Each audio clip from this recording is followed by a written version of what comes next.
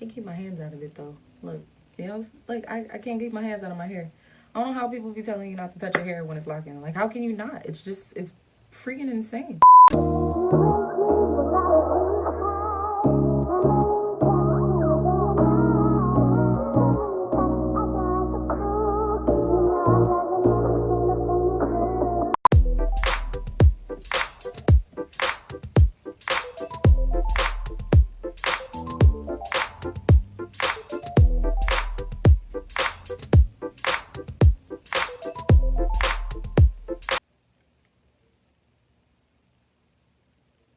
What's good, you guys? It's Myricia La'Rease, and I'm back for a new video. If you're new to my channel, what's good? My name is Myricia. You can call me My, some call me Mookie, whatever floats your boat. Here on this channel, I like to talk about hair, and I just locked my hair. So today, we're here to talk about why I chose to 2-strand twist my hair versus finger coil, comb coil, whatever you want to call them. So this is actually my second set of locks. I had dreadlocks before when I was younger. My mom locked my hair when I was about 4 years old, and I had them all the way up until I was 9 when I decided to cut them off. So here we are for round 2, and I chose to 2-strand twist versus comb coil, finger coil, whatever you call it. So 3 main things came into play with that. I was thinking about my hair texture. I was thinking about my hair texture, my length, and the overall like look that I wanted for my dreadlocks. Well, I don't like to say dreadlocks, I like to call them locks. My hair texture is about 4A, 4B, and in December of 2018, I cut my hair into like a bob. Oh, if you haven't seen my lock journey video from loose natural hair to like right about now, I'll link it above me and in the description box below, so you can go and check that out as well. So I had cut my hair into a bob, and the reason I cut it was because I was cutting off some of the color. I had been coloring my hair jet black for years because my hair is naturally like a light brown. It looks pretty dark right now, which is cool with me. But I used to color my hair jet black. So I was cutting off a lot of the color, and then I was getting a lot of single strand knots, and I hadn't had a trim or like cut my hair in a long time prior to cutting it into the bob. So that's why I cut it. And I hadn't had a perm or relaxer since the 10th grade. So I had been, you know, doing wash and goes, twist outs, getting used to my hair. I had already learned, you know, how my hair behaved in humidity, what it did when it got wet, how it behaved once it dried, what it needed to stay moisturized, and all of that. So all that kind of came into play when I thought about what method I was going to use to twist my hair. I could have very easily went with coils, but I thought about how my hair was going to look, you know, in the stages while it was like trying to take its own shape and whatnot. And coils, they work really nicely for some people, but I knew for me that either they would unravel, I would mess around, run my fingers through my hair and comb it out by accident, or like when I washed my hair, I would have to worry about it unraveling.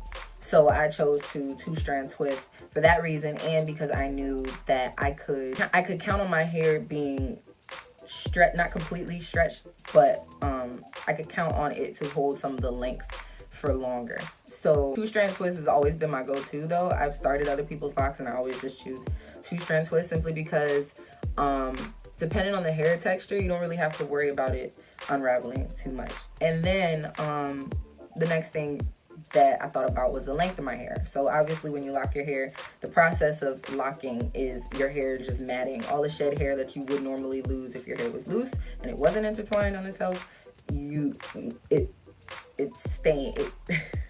our hair just kind of traps it and is trying to get it to lock and compact and smush it all together so it could be a happy, beautiful family. I thought about how my hair was going to look if it shrunk like the most it could possibly shrink. I just can't even imagine like how it would have been if I would have coiled my hair versus the 2-strand twist. Anyway, and then it all goes back to how you want it to look, like how you want your hair to look. I knew that I wanted my hair to be kind of uniform, and I wanted my parts to be smaller. I wanted to have a decent number of locks. I knew I wanted to have at least 100, if not more. I knew kind of like the format I wanted for my head. So the first time I actually twisted my hair, I twisted it and it was about 61. No, it was exactly 61 twists, and they were cute, they were neat, and they were nice. The parts were straight and whatnot, but I didn't feel like my parts were big enough. So I wanted more locks. I didn't feel like I had enough locks in that set. So I decided to go in and split every last one of those in half. Well, not every last one, because some of them I didn't have to. Some of them were a decent size, so I was able to leave them like as is. But because I went in and split most of them, I can say I have at least 100, anywhere between like 110 to 125 locks. 125 locks. I don't know. I definitely might do a lock counting video with y'all though, so stay tuned for that if you're interested. When it comes down to locking your hair, like, you can't really control what it's gonna look like. You can kind of have an idea, you can get some inspiration, but you have really no idea what it's gonna turn out to be until you're in it. I did my hair in a way that, like, I knew I would be okay with the way it looked at any stage in the whole like locking process. Like, I just thought about everything that could have like gone wrong with my hair. Like, how would I be able to combat it? So that's what I used to, like, you know, do this. The only thing you can really control is the size of your parts, the way that your parts look, and the quantity, like how many you have. But even with that, like, you can't really, there's no telling, like, down the line somewhere, if your locks start to thin out, you might have to combine some, or if they get too thick and you want them smaller, you might have to go in and, like, I've never really heard of anybody doing that though, like going in and separating locks after they've already, I don't know. Yeah, like, you can't really count on like how many exactly you're gonna have, but you can have an idea. You'll be in the ballpark, you know. With all that being said, that is how I chose to go with 2-strand twists versus the comb coils. So yeah, that's it for me. Thank you guys so much for watching. If you're still here, don't forget to give this video a thumbs up if you liked it, and subscribe so you can see more of my face. But go ahead and subscribe because it's free. If you are locked, or you just started, or you're thinking about locking, comment down below. Let me know how it's going. If you got friends that are thinking about locking their hair and they're scared, they're kind of like on the ropes, send them over here.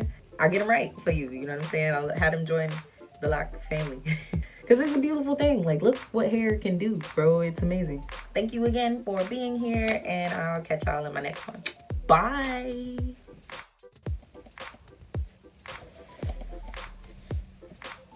Peppercorns. I was really gonna lay my edges before this video, but I was like, for what? Like, why?